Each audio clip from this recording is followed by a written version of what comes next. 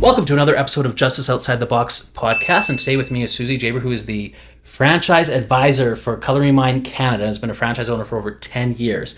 And that is the subject of today's conversation, franchises, and why we would enter into franchises, and why would we go with that business model versus other business models out there. Thanks for coming, Suzy. Thank you for having me, Matthew. So, when I think about franchises, let's start off, why would you buy a franchise? So a franchise is nice because you could just walk in, everything's set up for you. You have your training, you have basically the whole business plan is done out for you. Rather than just starting up your own business where you have to start from scratch, like everything from the business plan, the marketing, just running the business in general is pretty hard. Whereas in the franchise, everything is pretty much handed to you. You just open up, call it turnkey, right? You just open up the door and walk in and start helping customers. Right. And you don't have to, come up with, logo design and... Right. You have your brand and everything is done for you, which is nice. And then you do have, obviously, do your training, but it's offered to you. And you also have a network, like a family behind you that's always there to help out. And I guess, when you think about how many other franchises there are within that franchise family, right. They're all people who are doing this similar marketing, similar products, similar customer base, so you can rely on each other and talk to each other about that, which you as an individual owner might not have that. Right. Correct. Yeah. So my business, I've always liked the idea. I've always loved art and stuff, but I had no experience in it. So going into that, it was very comfortable transition from my other business to this one because everything was you have your manual, you have your team behind you, you have the marketing, the just set up. And so with a franchise, because they can be in either geographically located. Mm-hmm. So how does it work between different locations within your experience? So you have your own jurisdiction, right? So and then there has to be a certain distance between other franchise shops. So with us, Red Deer, there's no Color Me Mine. We have full for Red Deer. Right. And that's so you don't cannibalize each other as well. Right, yeah. And there's also rules, like I said, if another Color Me Mine can't open in my jurisdiction, it has to be about, 50 miles away, okay, kind of thing. So... Is there restrictions too? When I think of franchise as well, and all the different ones out there, from the McDonald's and the food, Subways, Boston Pizzas of the world, and then there's franchise is just a business model, so it could be anything really. Right. I'm aware of landscaping franchises and nail salon franchises and hair cutting franchises, and so it's again all over the place. How does that affect? Can you do advertising in Red Deer and then do advertising Sylvan Lake and Black Falls? If there's no one in there? Yes. Yeah, we could do advertising anywhere, pretty much. Okay. Yeah. I know when I look at, Sorry? Oh, no, go ahead. When I think of, franchise, one of the things that jumps out to me as a lawyer is that Alberta was one of the first provinces that has a Franchise Act. Mm-hmm. And it was 1971, 72, something like that. Right. And then, which says, here is the disclosure that they have to give you prior to starting a franchise. And so what the Franchise Act in Alberta basically said was, we have to give you, here's these financial information, we guarantee this financial information is true. And part of the reason they did that was because they were getting franchises that came out and said, yeah, you're going to make gazillions of dollars doing this with nothing behind it. Right. When I look at so one of the things, when I talk to people about franchises when they're just starting out is, well, what information did they actually give you? Right? And were they able to talk about what were the comparables that they give you? So, if they give you Toronto-sized comparables in some smaller community, like they're not, apples to apples. Right. So, like with us, every city has a different demographic. Like there's some studios that are $1 million studios, and there's some that are barely making it. So it all like also you have to look into the franchise itself, do your research going into the franchise, talk to other franchisees. Maybe the problem is not the demographic, maybe it's just like the the back end of it, like the corporate, so also, yeah, demographic does. Is a big role. Yeah. Yeah. Yeah, and like some franchises, like corporate head office, they scout your locations. That would make you the profit. They're not gonna put you like in an industrial part of the city. They're gonna put you in a visible place, and that helps as well. No, I think like, that all goes to what is the strength of that franchise with if you have the franchisor who like wants each of their individual franchisees to be successful, providing a positive, not just any location, but a location that they actually think is going to be successful, providing you with as much information as possible so that the individual owners, franchisees can also be successful. I think is obviously the ideal that everyone wants and looks for. Right. Because again, as you said, it's about creating a family type relationship, right, where everyone's trying to help each other. And yeah, and like again, you have to do your research because not all the franchisor is not there looking. Sometimes they just want to open up shop somewhere, right? So you want to also do your research and about the company and also where you want to be located at, because you're the one that knows your city. Yes. More than than they would from again Toronto or somewhere else. Yeah. The other thing that always jumps out with me too is sometimes I get people and they want to start looking at investing into a franchise, and it's still a business. It still requires a lot of work. Just because it's a turnkey, It does. Doesn't mean you're not going to be putting in the hours and the time to make it successful. And so when you talk about some being really successful and some barely making by, I always think sometimes that's a product, as a business owner myself, as like this is how much effort's required to be successful. For sure, that's correct. Because like, you have to put in the work. Okay, they give you the shop, like the model, the structure, but you have to put in the work. You have to be there. Like for me as a franchise owner, I'm still there like almost every day, especially when we first started out. I was there like every day for like 6 months.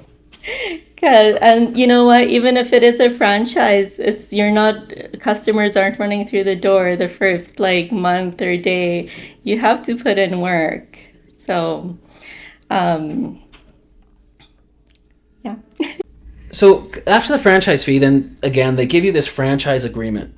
And when I review these agreements with a lot of, again, different clients and all sorts of different franchises, is that sometimes there's more wiggle room than others, but for the most part, because it's buying a set business model, it's not like a buying a independent business where you can negotiate a lot of terms. It's here are the terms, take it or leave it. And what having owned prior to owning a franchise, you've owned other businesses. Right. How do you kind of interplay that kind of lack of control versus kind of having this turnkey model? So, having your own business, of course, you have power to do anything you want, right? It's yours. Nobody's behind you or anything like that. With the franchise, yes, you have that financial agreement. You don't have wiggle room. Sometimes I look at it, it's good to have that governance, right, in there. Security, even especially if you're a franchise, because you're a name that everybody has too. Like there's other franchisors that have it. And if somebody doesn't follow rules, they're ruining your name too as well. So like if you go to McDonald's let's say, and it's a terrible experience, you're not going to go to another McDonald's, right? Because you hated the food, whatever. So same thing with our business. You want to have that structure in there, you know. It's nice to have some wiggle room and to negotiate some things, but it depends what you want in a Yeah. business wise. Do you want to be your own boss or do you want structure? Yeah. Yeah. I think that it seems like it'd be less stress off the bat, like particularly if you've never owned a business before. Right. And I think like, because then you're like, here's your marketing plan. I don't have to come up with it myself. Here's all your media, and here's, Facebook memes and stuff that you could use. And here's a pricing list, and here's where all the suppliers are. And here's different vendors that you can look at. And hi, we're going to help you design your space. So you don't have to worry about what the art's on the wall or anything like that. Right. And so I would think that there'd be a lot less stress in that approach, even though you're paying money up front for it. Mm-hmm. Yeah, you're paying for it, right? But yeah, it is stress free because yeah, you have that structure there and stuff like that. So And then, Kate, they do the agreements. And when I think about agreements, some of the things that, I get asked questions on, or one of them is, so the franchisor takes the initial franchise fee, and that's helped develop the model and their time and energy in setting up the initial business. And then they take royalties. Typically, it's based off of gross revenue, but it can be net revenue and things like that as well, or after certain types of expenses. Do you find that that's easy to calculate, or easy, like, I know we talk with some franchisees, they just don't know what that actually ends up being because they're like, they take this percentage off. And or is that just like an item that you just budget around? it's easy to calculate. I don't know. I don't know if other franchises are different, but for us, it's easy to figure out. And yeah, you have the stuff that are not royalty. You deducted from royalty, like some product, but other than that, it's all pretty structured and clear. Yeah. Yeah. So in budgeting, like I said, most of the ones that I see, it's based off gross revenue, right? Here's a percentage based off gross revenue. Do you try to and think of it from a business perspective? Do you think of that as like just a tax? Yes. Right, so it's just like GST or whatever. And so from a budgeting perspective of, am I going to make money as my business or not, that royalty percentage just goes as a tax that you just set off to the side mentally. Exactly, just like a tax, so just like we say our healthcare is free, but no, it's like paid through our tax, right? Yeah. Like our marketing, we're like, oh, we get marketing, but it's paid through our royalty. So yeah, it is like a tax. Yeah, that's how I explain it as a lawyer. I'm trying to help people understand the business side of it. That's exactly how I think of it. It's just the tax added on. Right, Yeah. and then that percentage is just removed automatically, and then I know this is how much I'm making off of whatever it is I'm Right. selling. Right? Yeah, no, Yeah. and that's what I talk to people about. Then the other thing that they run into commonly is, and this is one that's all over the board. And again, I've reviewed lots of different franchise agreements, is marketing funds. And so I know with marketing funds, they can be nationally based, they can be regionally based, they can be they can waive them if there's only if a population center is only this big, right? Because there's only this many people, and so it's more word of mouth, right? There is no radio station in this particular town or whatever, so there's no newspaper in this particular town. Right. So what they then do in those cases is you are obligated to spend this much of your revenue on advertising. So there might not be an amount going back to the franchisor for marketing, but they'll say, well, you have to spend this much amount of your gross revenue on advertising dollars. Right. So when you think of marketing and kind of, when you look at a franchise, both yours, but also kind of just more generally, what do you think works or doesn't work with that? I think it depends on the company you're going with because it depends on the product as well. Some franchises are nationally popular, whereas some are just more local. Okay. With marketing fund for us, for example, it's just we pay a small amount every month, that part of our royalty that goes towards the marketing, which is like social media and stuff like that. We don't have like a set amount we have to pay for advertising. We do. It depends on how you, if you need it, if but on a broad, some companies do require, and it's good to have. I think I was gonna say like any like retail type business is probably gonna do some form of advertising, Yeah. right? Like so Hmm. I never thought that that in of itself was a burden. So as a franchise, like what type of products do you think that the franchisor should provide? Again, more generally, as marketing support. As a franchises, they should support marketing by like offering like the artwork, the because marketing, it's expensive if you want to do it on your own, right? Like the photography, the branding, all that stuff. So the franchise, yeah, I think it's their responsibility to offer that to the franchisee. Yeah. Yeah. So like especially like social media, like website, all that stuff should be included. And then would they also do like holiday focused? So I think like again, obviously it's going to depend on the type of franchise, but Hmm. some things are pretty universal, Yeah, it like depends on the Christmas, product, like what you're selling, So I think depending what you are selling, like obviously if you're like a roofing company, yeah, they don't care about Christmas or Halloween, yeah, right? But if you're selling a product, yeah, I think it's important for the franchise to give marketing for different seasons, since holidays, and stuff like yeah. that. Um, and so again, that's just stuff that the business owner doesn't have to then Right. create themselves. Right. Yeah. Like we could like I said, some franchises would give you some freedom in doing events. Like let's say if you're an American based franchise but you live in Canada, you could do more Canada Day theme, Yeah. stuff like that. So you have the freedom in that stuff as well. So I mean, even in Canada, when you talk about holidays, there's separate holidays that are different in different provinces. hmm. Like Alberta has Family Day, Right. which isn't in place in other provinces. Hmm. Um, so again, I think that would be in talking to the franchise. That's something that they could talk to the franchisor about as far as how do they market those things in advance. Right. The other thing too, and I look at franchise agreements, and again, it's a positive in my mind, but there's always a concern of how if you're a franchisee and you have to buy your supplies from the franchisor, Hmm. and that makes sense, and that's part of the business model. Right.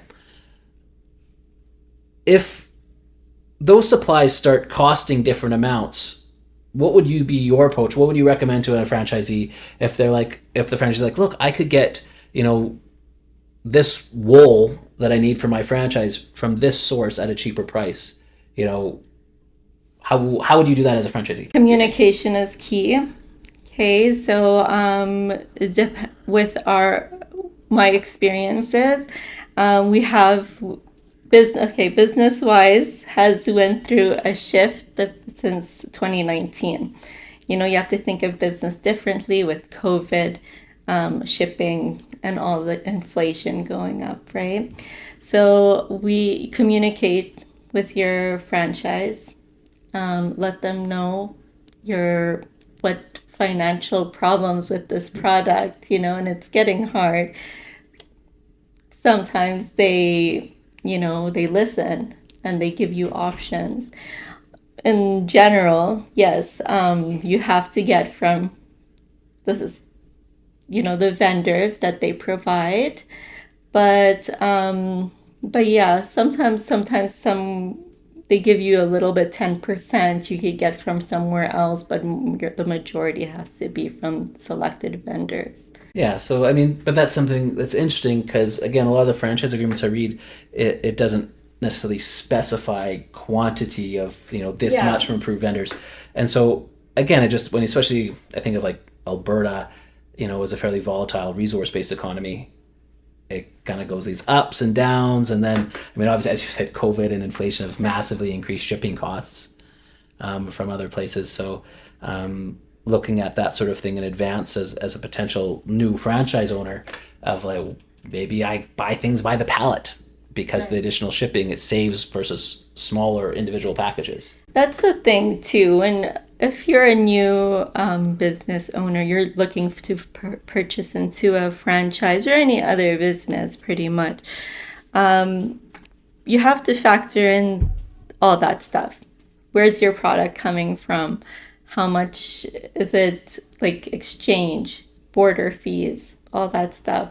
So is it worth it to bring that product in to start this business? Also, as I said, the world went through a shift there. Also, lots of business shut down because they can't offer their services. So that's another thing to look into when purchasing a business and putting a big investment into a franchise is, can this product survive? Can this business survive if anything was to happen again? So the ups and downs, see if it's a reasonable business to put and invest in. Well, I think, when you kind of touched on that too is you mentioned before I think it's really important to actually like the business, especially as a franchise model, yeah. where you have less options to be creative and less options because you're paying for that structure.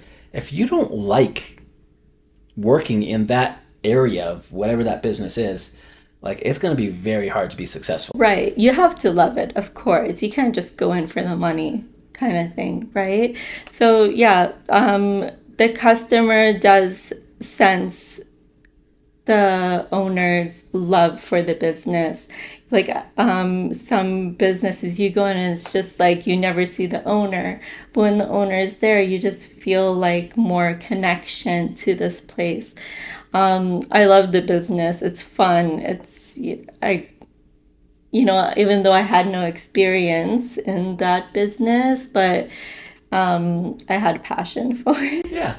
And yeah, you need some kind of love for your business, because without passion, drive, it's not gonna. You have to respect your business for it to respect you back. Yeah. Yeah. You have to respect your business for it to respect you back. I think that makes a lot of sense.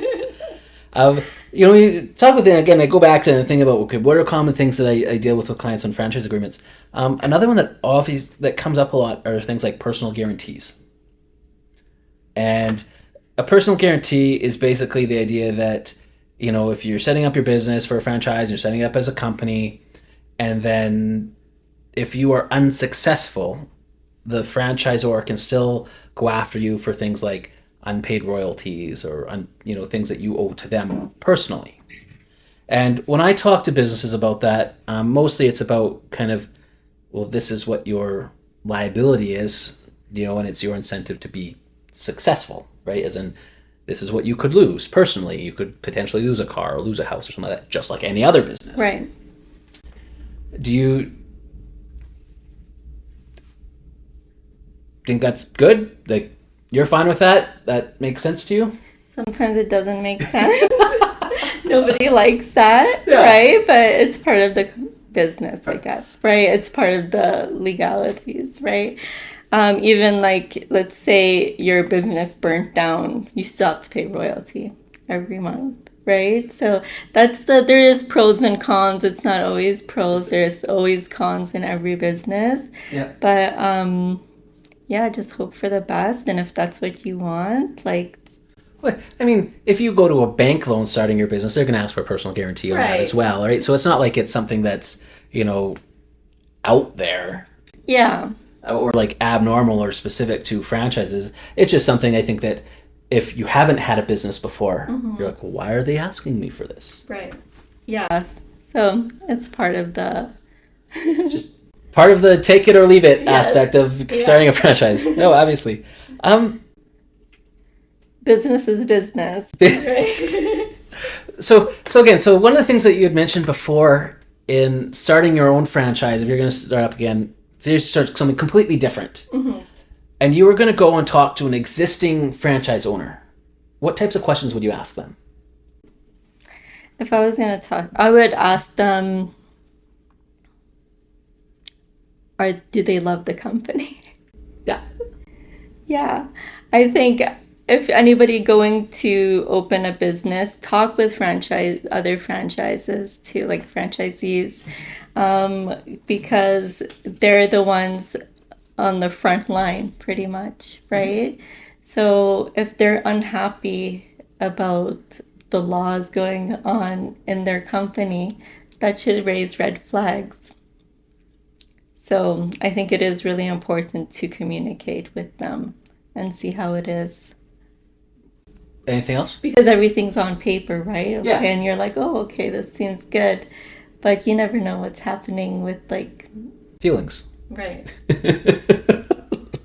um, do you think it's appropriate or fair to ask, like, hey, like, ask what they're paying for royalties? You can. Right? Well, you can ask anyone anything. Yeah. Right? Do they think it's fair? Is it value for what they're getting? Or how much they're paying compared to what's on your agreement? Right. Right? Is more of what I'm thinking of. Like, Yeah. do you think that's a legitimate question to ask? I think it's legitimate. Yeah. And also, like, how often does this contract change, right? Because, okay, you look at it, okay, that seems good, but it's Oh, there's always, I could say, always a clause in all the franchise agreements subject to change for, like, any of this. So it's like, it can turn, like, you know, within a reasonable period of time, right? It's not going to change the next day, but it could change every year or two. Right. Or every 5 years. And obviously you want it, the longer the better. Yeah, and if those frontline franchisees, they're like not happy with how it's being, like their contracts and stuff like that, that's something you should be aware of and ask questions, get a lawyer that has experience with like franchises and contracts. I was thinking too, like if I was going to go and I'm going to go whatever, I'm trying to think, okay, I'm going to go buy into Boston Pizza. I don't know, just pick something out of there. And I go and talk about, okay, like some of the questions I'd have would be like, they've gone through all the financials. I think, okay, ask, what is their, like, how many employees have they ran or what time periods, you know, did they feel, as you said, transitioning from working every day for 6 months to maybe only having to work 6 days a week? Yeah. Like, I think there's some of the, you know, when you talk about quality of life, you know, and the time commitment that it goes into, I would probably ask those types of questions. And in your experience, how long did it take you to transition from this amount of, you know, 70 hours a week to 60 hours a week to, you know, 45 hours a week? The problem wasn't the stress of the business that I had to be there. It was just because I wanted to be there, because I wanted to grow. It was a baby still, you know, and with the baby, you have to take care of it, you know, be there all the time. So, like... If you want it to like you. Yeah. So, you know, some people, like... You know, I opened another franchise in another city before, and it wasn't like the first one because I knew what went on. The first time was a scary time because it's a baby, you don't know. Yeah. So it's just like having a second child. You let it raise itself. It's easier, yeah. But that is important. I have worked in restaurants before, and that is stressful, so you have no work-life balance there. Whereas, like, my business, I find there is a good work-life balance, and I have more freedom. So you always, that's important to look into a business. How much staff do you need? If something was to happen, somebody didn't show up, is it like shut down like the business kind of thing? So you want to see how it runs. I know, again, just something else I've seen a lot in franchise agreements is there a lot of times there'll be a clause that says if you have to close the business for a certain period of time, because it goes to what you're saying is in, if this was the McDonald's and they see the McDonald's close down, they think, oh, is all the McDonald's going to close down, or is this a company thing versus an individual thing, that they'll say, oh, well, you have to pay someone else to be there, or you have to pay for someone from the head franchise to come out and run the business while you're not able to be there. So that was, you know, whereas again, if you have your own business, that's something where you could just budget in the cost and close down. Right.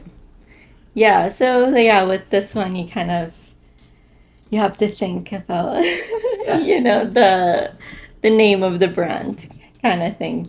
So yeah, you have to be consistent with your timing. You can't just lock up and go. Yeah. So So that's I'm just saying, like, when I think of franchise, that's just the negative of the structure, right? that's the negative of Right. it. So you have that structure, but then you have to actually be open for these time periods, and you have to, Hours, like for what my personal, I'm flexible with my hours, but I have to pretty much be open. yeah. Yeah. And I don't have like, yeah, you could close Christmas and stuff like Yeah. that, but yeah, you can't just shut down for a couple of weeks, take vacation. Yeah. Where again, individual business, you probably could. You could, Right? Because yeah. you have that flexibility, and you just pay your overhead costs, and And that's the thing too you want to look at is I always say consistency is key. If you keep shutting down your doors here and there every few months, people like you might have that customer that comes, oh, why are they closed?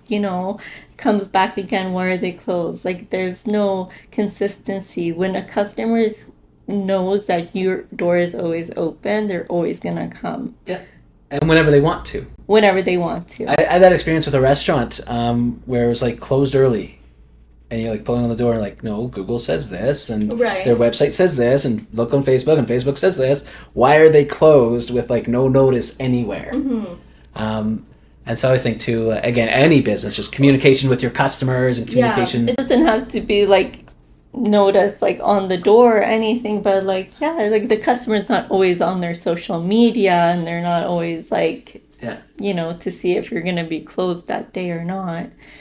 They're taking their time to drive to your business and be disappointed when it's shut down. Yeah. And then are they going to come back? Probably not. Right? Or are they going to look Yeah. for an alternative thing to Right. do? Right? They're gonna go somewhere else. If you have planned you want to go for dinner, you're not gonna go back home and cook dinner. You're gonna go to another restaurant, right? Yeah. No, that's exactly it. Mhm. I look at the other thing I said that I talk to people about franchise is the term length of the agreement. And so when we talk about structure, some franchise agreements are 10 years and some are 5 years and some are 10 years with options to renew. And so that creates stability in how long they can operate, how long they know. Because one of the negatives with franchises is that theoretically, and like in practical purposes, obviously, if everyone's making money, no one wants to shut it down. But they could theoretically say, oh, your contract's up, you can't do this anymore. Does that kind of, how do you kind of overcome that as far as entering into that type of business model? Like after, let's say 5 years, they tell me, Your franchise agreement is expired, yeah, right? Because it's a term. yeah, and then if I can't, that's the thing too. That's one of the cons. If they don't want to renew your contract, then you put that investment in for nothing. How are you going to get that return, right? Yeah, for your time to grow the brand. Right. Yeah, that's the negative thing about it. So with that in mind, what do you do to overcome that? Plan your contract ahead of time. And like, See, like, I don't know, like, what are you going to do? well, I just think like if I know that, hi, here's like I have a 10-year term, obviously the one thing that you mentioned already is communicating with the franchisor, right? That certainly can't hurt. Right. Yeah, give yourself like, okay, like at 5 years, your contract's ending. Speak to them a year before, just because you can't just like the day of the contract ends and you're like, what am I going to do now? See what you could negotiate. See what changes could be done to renew. If not, at least you have a business plan. But also, if you want to, let's say they don't renew your contract, you can't go open the same business. Because you have a non-compete or something like that too. Yeah. Yeah, so that's something you have to look into. Think about too, right? Before Yeah. doing it. The one thing you mentioned, renewal periods. I've seen franchise agreements where it's like you have to renew no later than 1 year before the end, but also, no earlier than 1 year before the end, but no later than 9 months before it ends. Right. So you hit like this 3 month window, that 9 years in advance. Yeah. That you have to contact them and be like, I want to renew or not renew. That I always find like so specifically funny because from a practical business perspective, if everyone's making money, what do I? Like, I'm going to renew whenever. Yeah. Right? Like, if it's year 8 and you're like, hey, look, it's 2 years left in our agreement, can we look at renewing?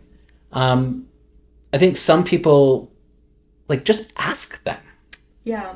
Don't like just because the contracts, this is what you have to do, right? So you have to provide your renewal notice between this period of time, but nothing saying that you can't ask them in advance and say, hey, look, we have 2 years left. Can we just renew this early? Right. And the worst that they're going to say is no. Right. And really, why wouldn't they? Like, I don't know, you probably have more experience, but why wouldn't they unless you're in like a horrible franchisee, right? But you're missing payments or something like that, but typically your options don't count then anyway. Right. But I just think like, but then at least then based off of their response what direction they want to go. Mm-hmm. Right? If you get something like, well, we'll see about it, when your time comes up, that's probably a red flag, right? Like, that's not a good thing if you get that type of response. Come back in a year when it says under your contract, versus, hey, yeah, we'd love to talk about this. You're great and wonderful, and we'd love to have you here longer term. That's obviously a better response. Yeah. I think also communicate with other franchisees before getting into a company, because, they could also tell you how's head office like, are they lenient like with renewing and stuff like that if everything's going smooth.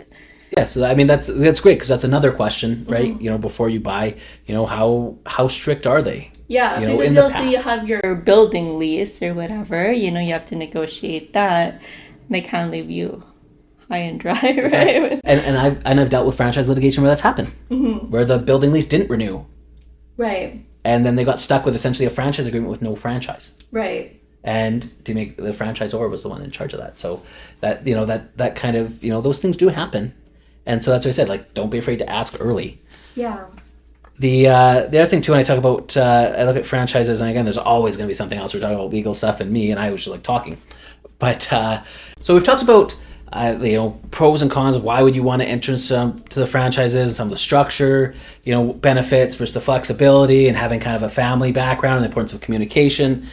So what about when like just stuff happens that's wrong, like you miss a royalty payment? What should you do then? I'd say, why would you want to miss a payment? Do you miss your mortgage payment? But you know what, COVID, a lot of people did, right? A lot of people did. Like, it just unplanned events, people can't go out, all these restrictions, even all that, the political side of that aside, but like things, you mentioned, if your business burned down. Right, you still have to pay. You still have to pay, right? So, okay, so you have these different events or whatever. Okay, so you miss a payment that you're required to, like, you're dealing with a franchisor, like, what do you suggest you do? Yeah, so, like, okay, you miss a payment. I think, I don't know what they do, like, default. You go into default kind of thing, or you have, like, a time limit to pay that. So, I'm not sure if, like, I haven't had that problem.